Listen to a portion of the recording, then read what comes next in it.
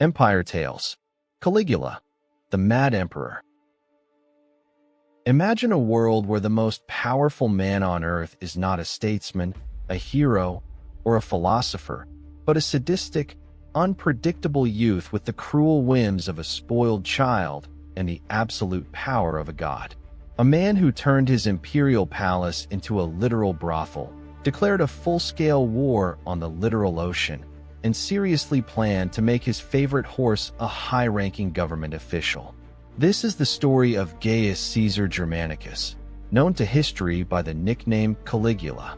His 4-year reign was not just a political era, it was a descent into a waking nightmare that nearly broke the foundations of the Roman Empire. Part 1. The Golden Boy in the Shadow of Death. To understand the terrifying madness of Caligula, we must first look at the psychological trauma that defined his youth. Born in the year 12 AD, Gaius was the son of Germanicus, the most beloved and heroic general in all of Rome. As a toddler, he was a mascot for the legions. His mother, Agrippina, would dress him in a miniature soldier's uniform, complete with tiny leather sandals. The hardened legionaries, charmed by the boy, gave him the nickname Caligula, which translates to Little Boots. It was a name born of affection, a name he would eventually grow to loathe with a murderous passion. But the gold of his childhood soon turned to the blackest lead. When Caligula was only 7, his heroic father was mysteriously poisoned in Antioch. His mother, Agrippina, a woman of iron will, accused the Emperor Tiberius of the murder. The retaliation was swift and brutal. Caligula had to watch as his mother and his 2 older brothers were systematically arrested, tortured, and slowly starved to death or forced into suicide by the paranoid emperor. Caligula, the sole male survivor of his immediate family, was left alone in a den of vipers. At the age of 19, he was summoned to the island of Capri to live with the very man who had wiped out his entire family, the Emperor Tiberius. For 6 long years, Caligula lived in a state of constant, paralyzing terror. He knew that one wrong look, one slip of the tongue, would mean his death. He wore a mask of absolute, fawning obedience, hiding his burning rage so deeply that it began to warp his mind. He watched as Tiberius indulged in horrific perversions and casual cruelties on his island retreat, learning a dark and dangerous lesson. That ultimate power meant the ability to do anything to anyone, at any time, without consequence. Part 2. The Sun Rises, the False Hope of Rome. When Tiberius finally died in the year 37 AD, with some historical accounts suggesting that Caligula himself smothered the old man with a pillow, Rome erupted in a frenzy of pure joy.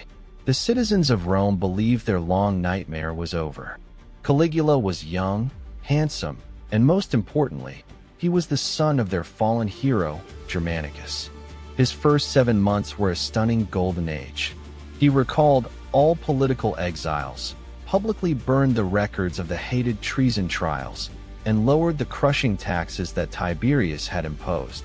He threw lavish banquets and spent massive amounts of the imperial treasury on gladiatorial games and chariot races to win the hearts of the masses. For a brief moment, it seemed as if Rome had found its savior. But the light was destined to be swallowed by a deep, encroaching darkness. A few months into his reign, Caligula fell into a coma-like, deathly illness. When he finally recovered, he was no longer the same man. Some modern historians speculate he suffered from encephalitis or a severe nervous breakdown. Ancient writers simply believe the illness had stripped away his human mask to reveal the monster beneath. Whatever the truth, the Golden Boy was dead. In his place stood a tyrant who believed he was no longer a man, but a living, breathing god walking among the mortals. Part 3. Divine Madness, the Imperial God. Caligula's madness was fueled by the realization of his absolute, unchecked power. He began to demand that he be worshipped as a god in his own lifetime, a concept that was deeply offensive to Roman tradition. He ordered the heads of the most sacred statues of the gods to be removed and replaced with his own likeness. He would frequently walk through the streets of Rome dressed as Hercules with a lion's skin, Apollo with a bow, or even the goddess Venus, demanding that the citizens bow before him. His vanity was matched only by his staggering extravagance. He spent the entire Roman treasury, a massive fortune left by Tiberius, in less than a year. He commissioned insane engineering projects simply because he could. His most famous feat was the 2-mile-long floating bridge across the Bay of Baiae. He seized every merchant ship in the region, lashed them together, and covered them with earth to create a solid road across the sea. Why? Because a fortune teller had once predicted that he had as much chance of becoming emperor as he did of riding a horse across the Bay of Baiae. Caligula spent days riding back and forth across his bridge in the armor of Alexander the Great, laughing at the prophecy while the Roman grain supply sat rotting in the harbors because he had taken all the ships. Part 4. Cruelty as entertainment. As his mind continued to fracture, his cruelty became casual, theatrical, and increasingly sadistic. At one grand banquet, Caligula reportedly burst into a fit of sudden, high-pitched laughter. When the two consuls sitting near him nervously asked what was so funny, he replied with a cold stare, "I was just thinking that with a single nod of my head, I could have both your throats cut right here." He delighted in psychological torture. He forced fathers to attend the public executions of their sons, and then invited them to the palace for dinner immediately afterward, forcing them to drink, laugh, and tell jokes to ensure they didn't share their children's fate. He once ordered a group of spectators at the games to be thrown into the arena to be eaten by lions because the supply of criminals had run out, and he was bored. His philosophy of leadership was summed up in his favorite phrase, "Let them hate me, so long as they fear me." His disrespect for the Roman Senate, the backbone of the state, was calculated to humiliate. He frequently forced elderly senators to run alongside his chariot for miles in their heavy robes. He took the wives of high-ranking senators as his own concubines, often bragging about their sexual performance in front of their husbands at public banquets. Part 5. The Horse in the Ocean, the Peak of Insanity. Perhaps the most famous story of his madness is that of his horse, Incitatus. Caligula openly preferred the company of his horse to any human being. The animal lived in a stable made of solid marble with an ivory manger, slept under purple blankets, and wore collars made of precious gems. Caligula would officially invite the horse to imperial dinners and toast to its health. He was in the middle of a serious legal process to appoint Incitatus as a consul, the highest political office in the Roman government, simply to show the senators that their positions were so worthless that even a horse could fulfill their duties. Then came the year 40 AD, when Caligula decided he needed military glory to match his divine status. He marched his battle-hardened legions to the northern shores of Gaul, presumably to launch a massive invasion of Britain. But when the soldiers stood on the beach looking across the English Channel, the emperor's madness took a surreal, historical turn. Instead of ordering the invasion, he commanded his legions to draw their swords and attack the ocean. He declared a total victory over the god Neptune and ordered his humiliated soldiers to gather seashells in their helmets as spoils of the sea. He then marched them all the way back to Rome for a grand triumph, parading boxes of seashells through the streets as if they were captured gold and silver. It was a moment of peak absurdity that proved to everyone, from the generals to the common people, that the man leading the world's greatest empire had lost all grip on reality. Part 6. The Shadows in the Corridor. By the year 41 AD, the end was inevitable.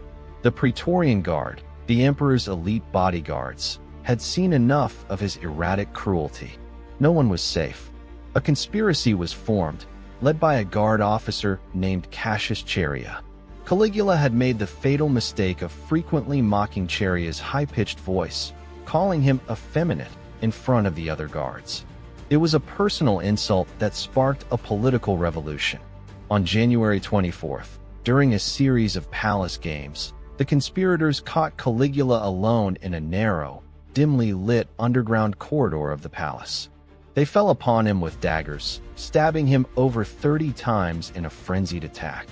Legend says that as he lay dying in a pool of his own blood, Caligula looked up at his assassins and cried out his final, haunting lie, "I am still alive."